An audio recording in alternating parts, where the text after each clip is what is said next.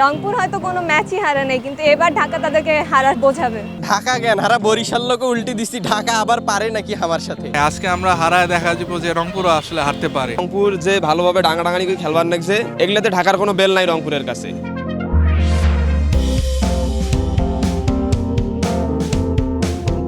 আমরা বরিশাল লোক জায়গা লঞ্চ উল্টি দিছি, ঢাকা মনে করো উল্টি দিছি একবার, এবারও মনে করেন যে আবার খেলবে আসছে। এরা যে কোন মানে মুখ নিয়ে আসেছে, এমার কোনো লজ্জা শরম নাই, এরা যে কৃষক আবার খেলবা আসেছে, এটাও আমরা জিতব। ঢাকা সবসময় রংপুরের থেকে অনেক ভালো খেলে। রংপুরের হচ্ছে খুবই ছোট একটা জায়গা আর ছোট একটা হচ্ছে আর ঢাকা টিম হচ্ছে বিশাল একটা ব্যাপার।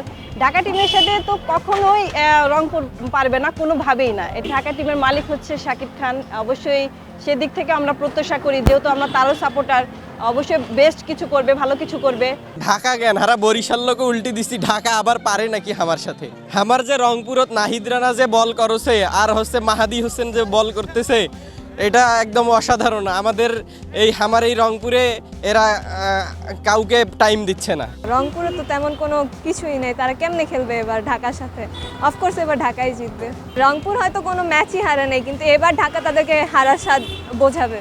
রংপুরে তো নাহিদ তামিম করে, ঢাকার তানজিদ তামিম আছে, এবার নাহিদ তামিমের বল তারা বাউন্ডারির বাইরে ফেলা দেবে। রংপুর যে ভালোভাবে ডাঙাডাঙানি করে খেলবার লাগছে, এগুলাতে ঢাকার কোনো বেল নাই রংপুরের কাছে। আমার রংপুরের ইফতেখার যে ডাঙা এগুলো রানি এখন ঢাকাত করুক, তারপর মুই দেখুন কি হয়। যেহেতু ঢাকার সাপোর্ট করি, ঢাকা ছোটোবেলা থেকে আসি, তো ঢাকা আমরা পুরান ঢাকা, যেহেতু বাহরখানি গিয়ে বড় হয়েছি, তো এবার বিপিএলে শ্রীলঙ্কার থিসারা পেরেরা আছে, আশা করি ইনশাল্লাহ মানে ভালোই হবে। নাহিদে আমার সেরা, ঢাকা পারে আমার আছে। ছোটবেলা থেকে তো বাকরখানি খাই বড় হয়েছি, ঢাকাকে আটকাবে এই সাধু তো মনে হয় না রংপুরের আছে। রংপুর তো এই বিপিএল একটা ম্যাচও হারে নাই, আজকে আমরা হারায় দেখা যাবো যে রংপুরও আসলে হারতে পারে ঢাকার কাছে। তা আমার রংপুর সবগুলো প্লেয়ারকেই ঢাকার স্যালাইয়ে দিবে। আমার রংপুর অবশ্যই পারবে, ফাইনালে অবশ্যই যাবে আমার রংপুর।